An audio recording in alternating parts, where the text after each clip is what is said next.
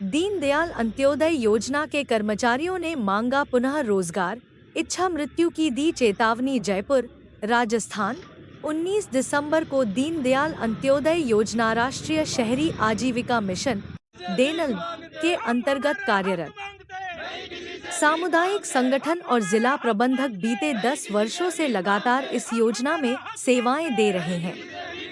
लेकिन वर्तमान में इस योजना को लेकर पैदा हुए संकट ने करीब 400 परिवारों को बेरोजगार कर दिया है। इस स्थिति से आहत होकर सभी कर्मचारी भारतीय जनता पार्टी कार्यालय पहुंचे और अपनी मांगों को जोर-शोर से रखा।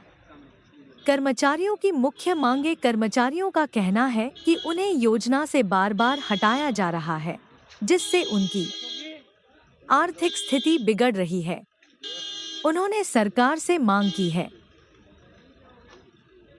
अब बताओ काय को मैं बात करूं जो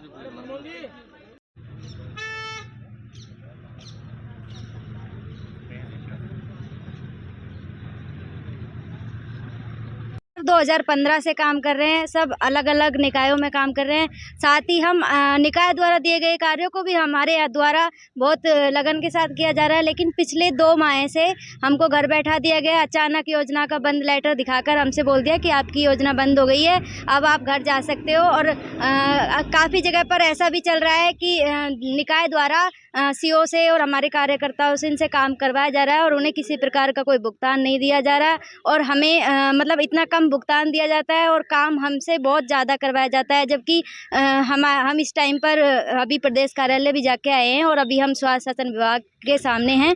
लेकिन इससे पहले भी हमारे जो संगठन के अधिकारी हैं वो स्वास्थ्य शासन विभाग में मिलके गए हैं, लेकिन उसके बाद भी अभी तक हमें किसी तरीके का कोई आश्वासन नहीं मिला है कि हम हमारे काम को कर पाएँ आगे। इसलिए अब आज हम सभी यहाँ इकट्ठा हुए हैं। आपकी मांगे नहीं मानी जाती तो आप क्या करेंगे? अगर हमारी मांगे नहीं मानी जाती है तो हम यहीं पे धरना देंगे, अनाश्रकालीन यहीं पे बैठे रहेंगे जब तक हमारी मांगे नहीं मानी। मेरा नाम मीनाक्षी मिश्रा है, मैं नगर पालिका राजगढ़ में कार्यरत थी, जिला अलवर है। भाई साहब, MLUM का कुछ आप मामला बता रहे हैं। आज स्वायत्त शासन विभाग में आप ज्ञापन भी सौंपने आए हैं। कुछ कंट्रेक्चुअल जो लोग यहाँ पर लगे हुए थे उनको हटा दिया गया है, क्या कुछ मांगे हैं? राष्ट्रीय शहरी आजीविका मिशन के तहत जो 2015 से जो कर्मचारी लगे हुए थे और उन कर्मचारियों को पिछले दिनों 2 महीने से इन्हें हटा दिया गया बिना कारण बताए। जबकि एक तरफ राजस्थान की सरकार रोजगार देने पे तुली हुई 1 लाख भर्तियों की घोषणा की, दूसरी तरफ जो रोजगार पे लगे हुए कर्मचारी उन्हें हटाया गया। और दूसरा ये है कि जो राजस्थान की पिछली सरकार ने जो RSLDC का गठन किया था उसकी घोषणा होना बाकी है। ये कर्मचारी जो पिछले 8-10 साल से कार्य कर रहे हैं और उसके बावजूद भी इन्हें हटा दिया गया, जबकि योजनाएं वैसी की वैसी चल रही हैं। तो हमने पिछले दिनों भी ज्ञापन दिया था, आज हम ज्ञापन देने आए हैं और आज फाइनेंस सेक्रेटरी को भी ज्ञापन दिया, अभी डायरेक्टर को भी ज्ञापन दिया। उसके बावजूद भी अभी तक इनके साथ कोई न्याय नहीं हुआ।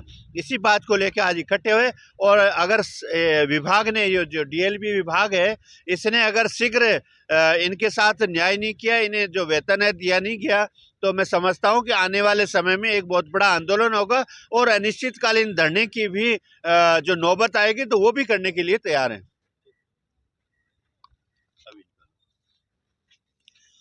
राष्ट्रीय शहरी आजीविका की योजना है जो 2014 से लागू हुई थी और 2015 सभी लोग इसमें काम कर रहे हैं।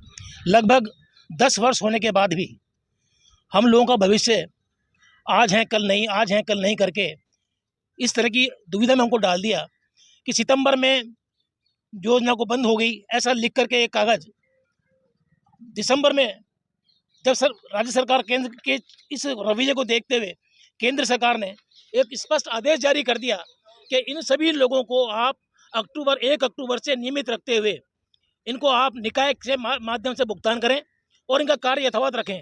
ऐसा स्पष्ट निर्देश देने के बाद भी पता नहीं क्यों हमारे इस कार्यक्रम को, हमारे 400 लोगों का जो परिवार है, जो 400 लोगों के जो लोग काम कर रहे हैं इस योजनाओं में, उन सबको उनकी आजीविका पर संकट आ गया और ये कहते हुए कि साहब इनको अचानक जो है आपका प्रोजेक्ट बंद हो गया है। हमारा सरकार से यही मांग है कि हम लोगों ने निस्वार्थ भाव, हम लोगों ने केंद्र सरकार की जो योजना है, मोदी जी की जो अहम योजना, फ्लैगशिप योजना है, इसको घर घर तक, ग्रामीण में, शहरों में जितने भी जिस तरह से आजीविका पर आज आराम से काम चल रहा है, क्यों नहीं शहरी आजीविका को इस तरह से कंटिन्यू रखा गया। उनके परिवारों को बिल्कुल बेदखल कर दिया गया। अचानक चिट्ठी जारी कर दी गई कि साहब योजना बंद हो गई है, जबकि सरकार में हमने मांग रखी, हम सचिव साहब से मिले, उनको भी हमने कहा, तो उन्होंने कहा यार आपकी जो भारत सरकार ने चिट्ठी लिखी है उसमें तो लिख दिया साहब निकायों से आपको भुगतान दिया जा रहा है, आप काम यथावत करो, लेकिन आप बताओ कि निकायों की स्थिति ठीक नहीं है। हमने कहा साहब निकायों की स्थिति बहुत अच्छी है, कम से कम 22 करोड़ रुपया तो अभी हमारे योजना में ही पड़ा हुआ है, उसके अलावा उसकी चिट्ठी भी हमने साथ में लगाई है कि 22 करोड़ रुपए तो। आपकी मांग क्या है? हमारी मांग यह है कि हमारा जो 400 लोगों का जो परिवार है, इनको केंद्र सरकार का जब आदेश स्पष्ट आदेश आ गया तो कम से कम इनको वापस एज इट इज नियुक्त रख करके इनके आजीविका को चलाया जाए। एक महिला